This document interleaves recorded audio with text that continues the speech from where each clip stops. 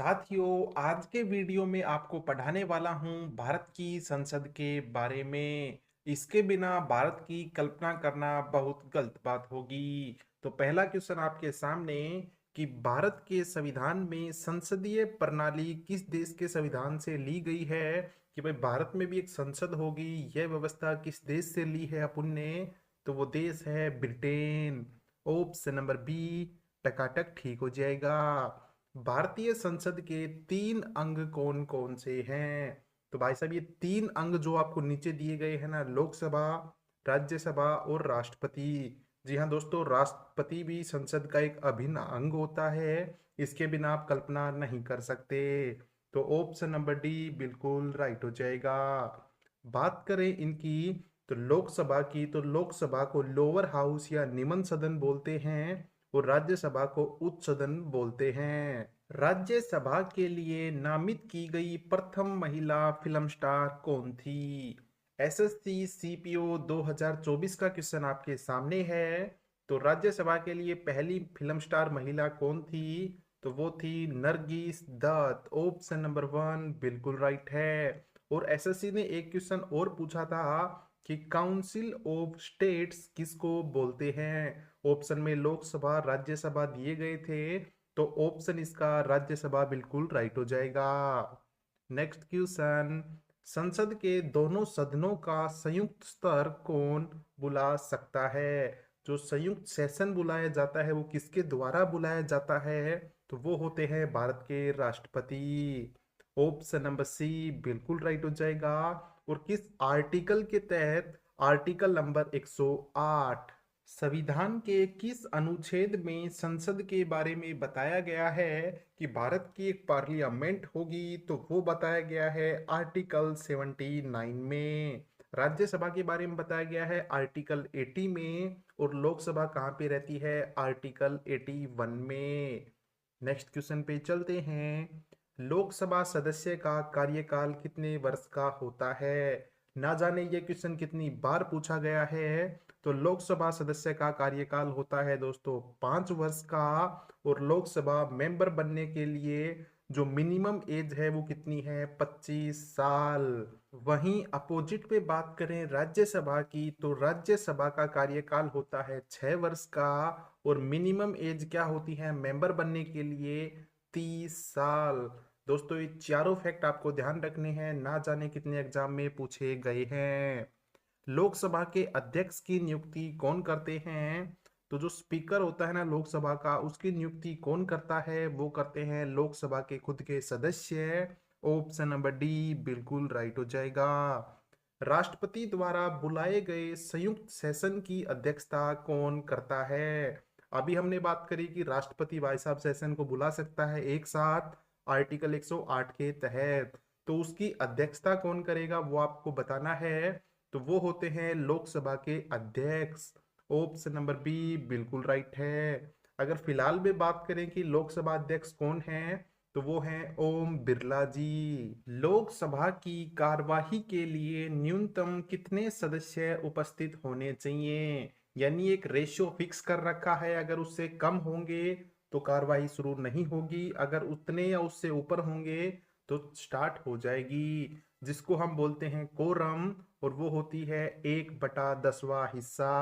यानी अगर मान लो लोकसभा में 500 सदस्य हैं तो 500 का 101/10वां हिस्सा कितना होगा, 50। तो यानी 50 सदस्य तो जरूर उपस्थित होने चाहिए। तो ऑप्शन नंबर बी बिल्कुल राइट हो जाएगा। भारत के पहले लोकसभा अध्यक्ष कौन थे। तो सबसे पहले जो लोकसभा के अध्यक्ष बने थे उनका नाम है जीवी मावलंकर। ऑप्शन नंबर वन बिल्कुल राइट है। और अभी क्या आपको बता चुका हूं, ओम बिरला है। दूसरा क्वेश्चन आता है, वो भी इम्पोर्टेंट है, कि भारत की पहली महिला लोकसभा अध्यक्ष कौन थी। काफी कम लोगों को ये पता है, लेकिन आपको अभी पता चल जाएगा। तो वो है मीरा कुमार।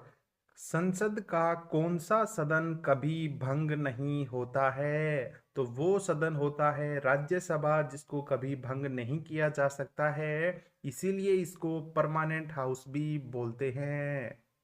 राज्यसभा का पदेन सभापति कौन होता है।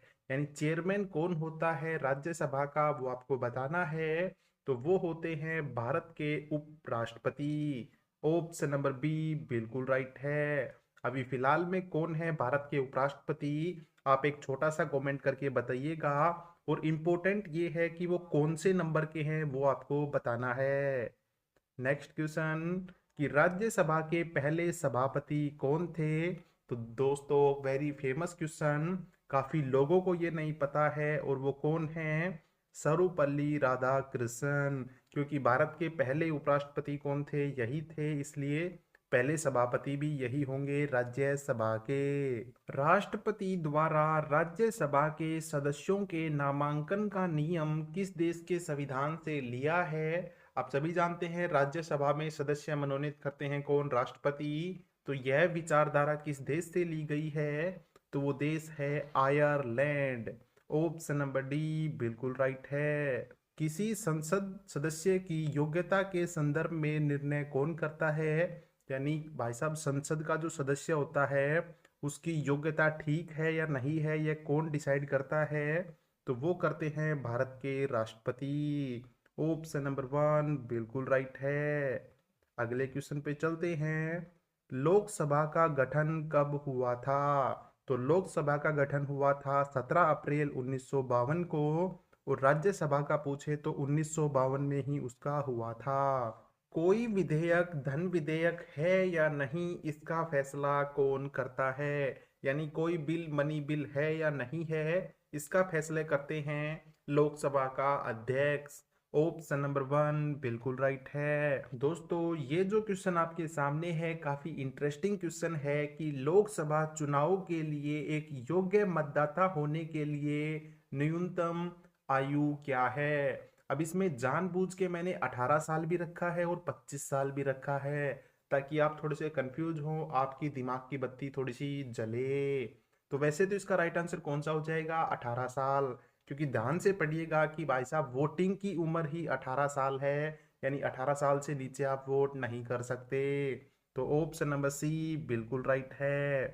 भारत की संसद को किस नाम से भी जाना जाता है। मोस्ट फेवरेट क्वेश्चन आपका भी और एसएससी का भी। तो भारत की संसद को दोस्तों संसद ही बोलते हैं। अब आप थोड़ा सा कंफ्यूजन में आ गए होंगे, तो चलिए मैं आपको समझा देता हूँ। जैसे देखो अफगानिस्तान की जो संसद है उसको हम स्पेशल नाम से जानते हैं सोरा। जैसे जापान की है उसको बोलते हैं डाइट। और जो सबसे पुरानी संसद है ना दोस्तों पूरे कंट्री या ऑल ओवर वर्ल्ड में, वो है आइसलैंड की, इसको बोलते हैं आल थिंग। तो ऐसे ही भारत की संसद को दोस्तों संसद ही बोलते हैं। कैसी लगी आपको जानकारी, कमेंट में जरूर बताइएगा। वित्त बिल केवल पेश किया जा सकता है किस में, यानी कोई मनी बिल है उसको किस में पेश किया जा सकता है, तो वह केवल लोकसभा में पेश किया जा सकता है।